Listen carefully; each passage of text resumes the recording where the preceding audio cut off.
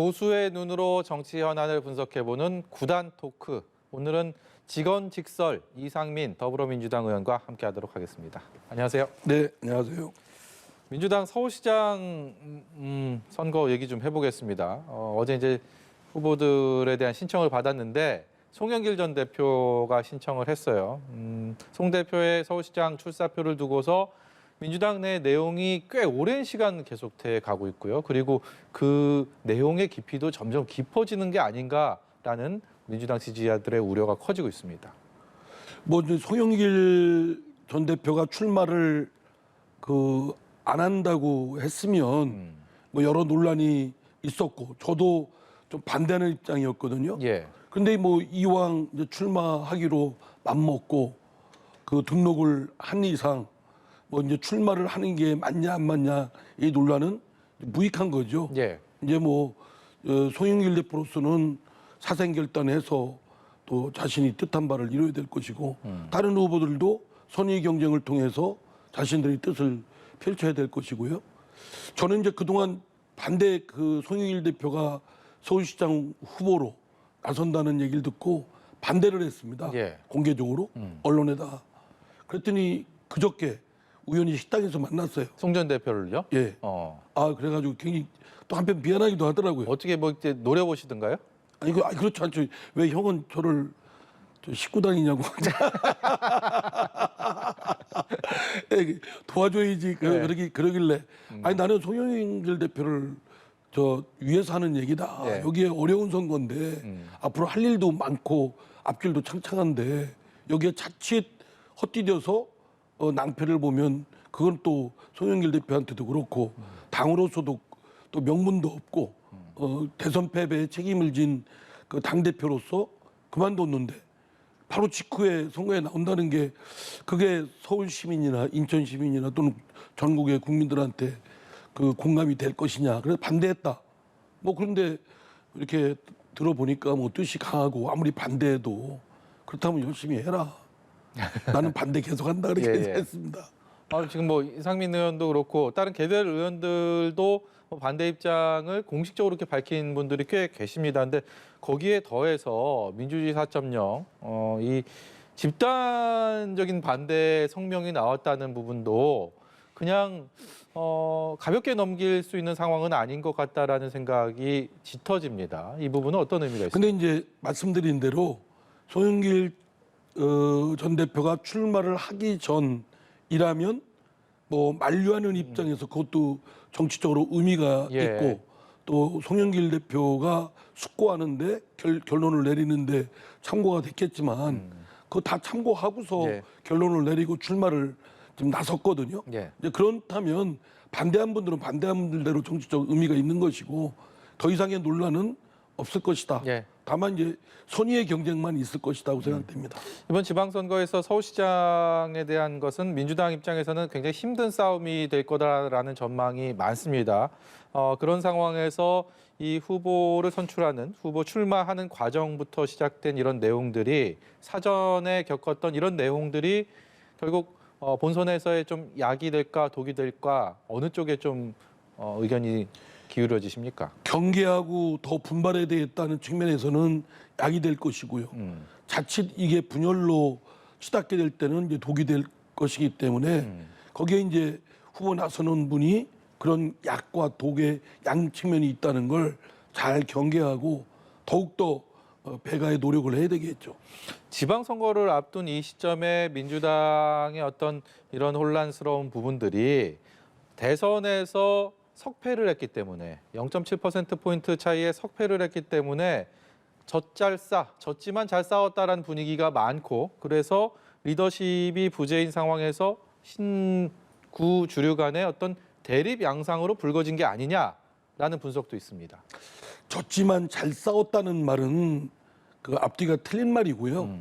뭐 졌으면 진 것이지 뭐 잘 싸운 게 있겠습니까? 예. 다만 이제 워낙 근소한 0.73%라는 차이로 졌기 때문에 네. 저희 뭐 이재명 후보를 비롯해서 저희 의원들, 저희 민주당 의원들이나 또 지지자들이 볼 때는 너무 좀 마음이 아프죠.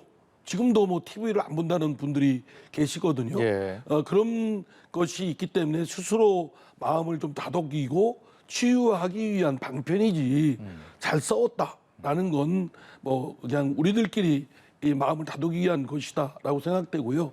어쨌든 0.0001%라도 졌으면 진 것이고 그에 대한 실패의 원인을 더 면밀하게 정밀하게 살펴서 더 이상 그런 실패가 반복되지 않도록 하는 것이 더 우리의 발전을 기대할 수 있을 거라고 생각됩니다. 예. 조금 전에 출연한 정우택 의원도 경기지사 선거가 이번에 최대 격전지다라고 얘기를 했는데 동의하십니까? 뭐 전 지역이 다 그렇죠. 지금 전 지역이 사실은 그 이번 대선에서도 나왔지만 0.73%이거든요.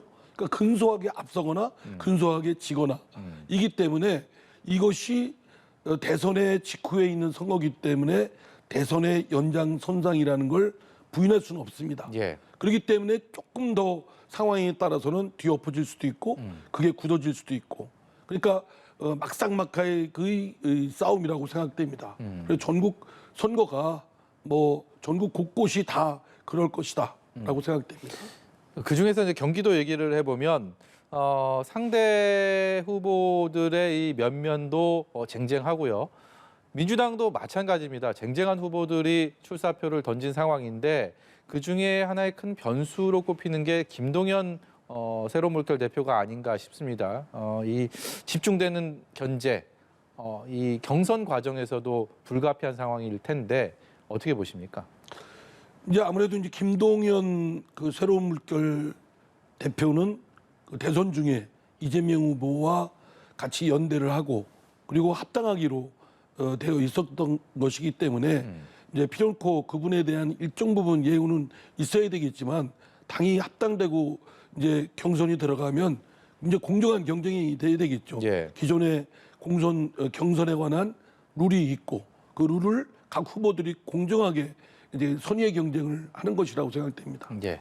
이재명 상임고문의 등판 시기를 놓고 언론도 그렇고 정치권에서도 그렇고 너무나 많은 다양한 얘기들이 쏟아지고 있습니다.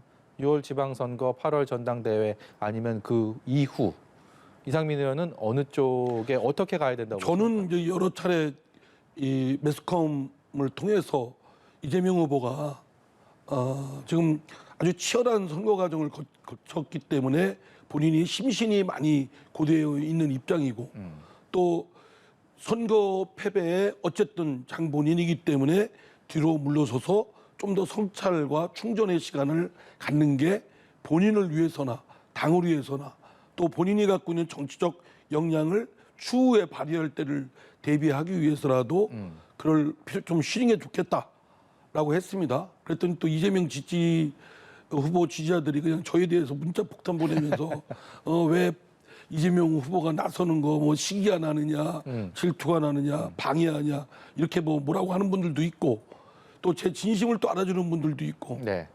그렇습니다. 근데 저는 지금도 이재명 후보를 위해서도 조금 당을 위해서도 그렇고 조금 숨을 돌리는 것이 좋을 거라고 생각됩니다. 왜냐하면 어느 패배든 아슬아슬한 패배라 할지라도 패배에는 원인이 있는 것이고 그거를 살펴보고 보완하고 충전하고 또 성찰하고 또 국민적 또 의혹이 있었기 때문에 이에 대한 충분한 해명할 기회가 지난 대선 과정은 없었거든요.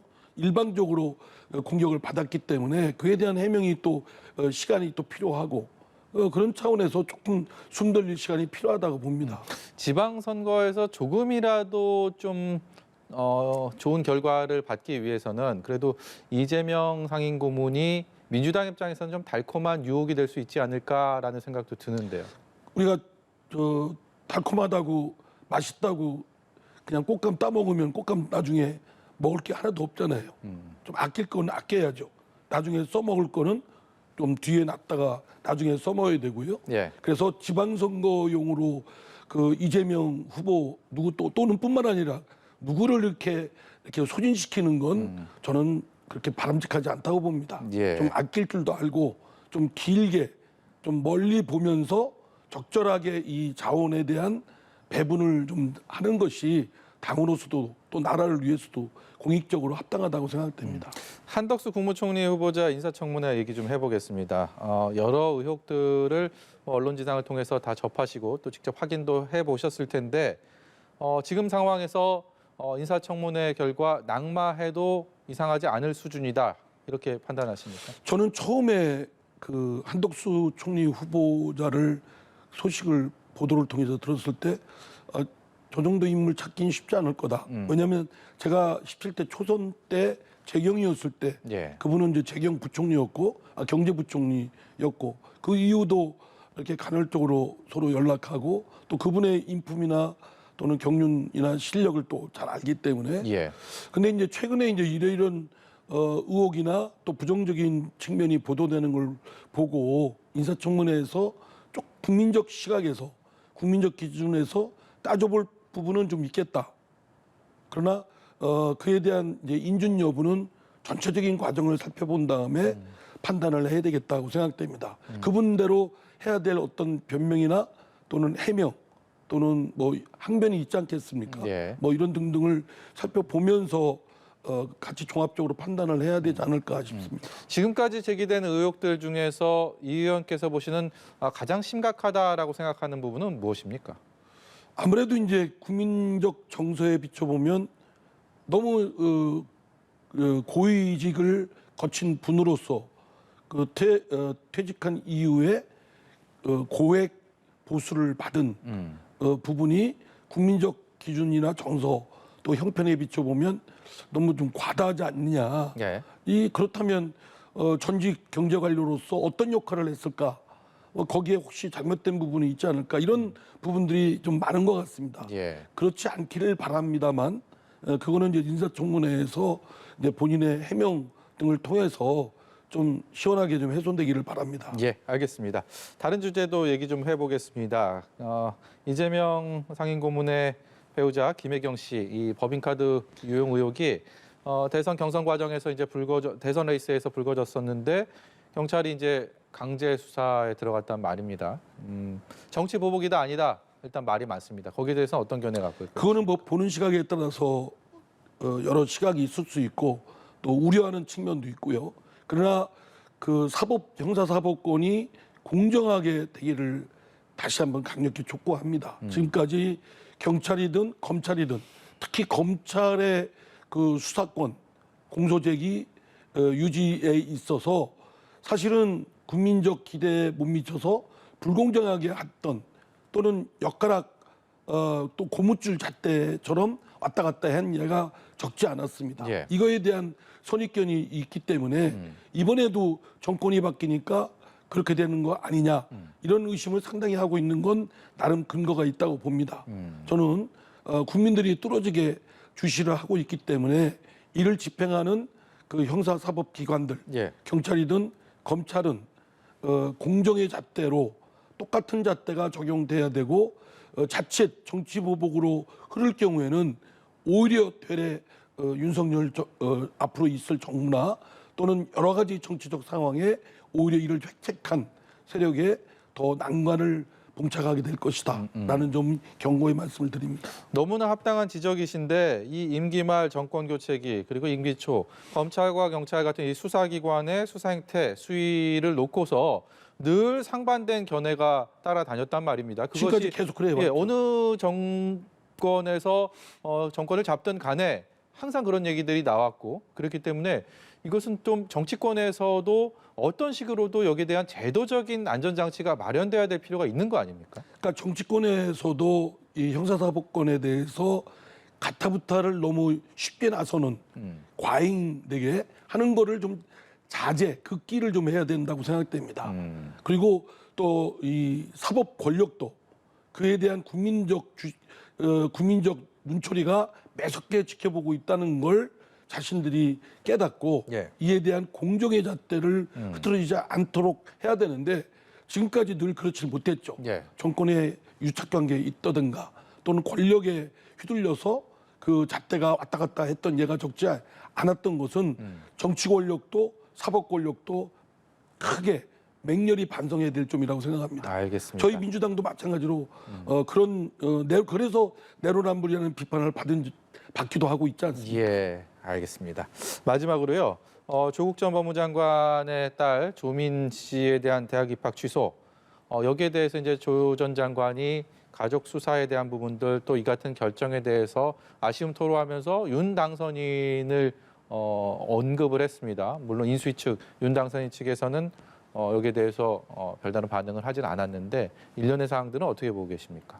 글쎄요, 그 조국 그 장관의 그 코멘트가 옳듯한지는 제가 잘 모르겠고요. 이제 만족하느냐라는 표현을 썼었죠. 아, 그런 뜻입니까? 네. 글쎄요, 그거는 뭐 이제 거기에 대해서 제가 코멘트하기는 그렇고 어쨌든 형사사법의 운영이 공정하게 지나쳐서도 안 되고 또 부족해서도 안 되고 그리고 처음과 끝이 일관되고 또 누구나에게 동일하게 적용돼야 되고 근데 그렇지 못했다는 것이 대체적으로 갖고 있는 국민들의 생각입니다. 그래서 사법에 대한 불신을 갖고 있는 것이 또 현실이고요. 예. 그래서 오늘날 검찰 개혁을 해야 되겠다라고 강하게 요구하는 국민적 요구가 있는 것도 그런 원인이기 때문에 예. 그러한 것이 없도록 형사사법 기관들은 더욱 몸가짐을 잘해야 된다라는 점을 드리고 싶습니다. 네, 구단 토크 여기까지 듣도록 하겠습니다. 지금까지 직원직설 민주당 이상민 의원이었습니다.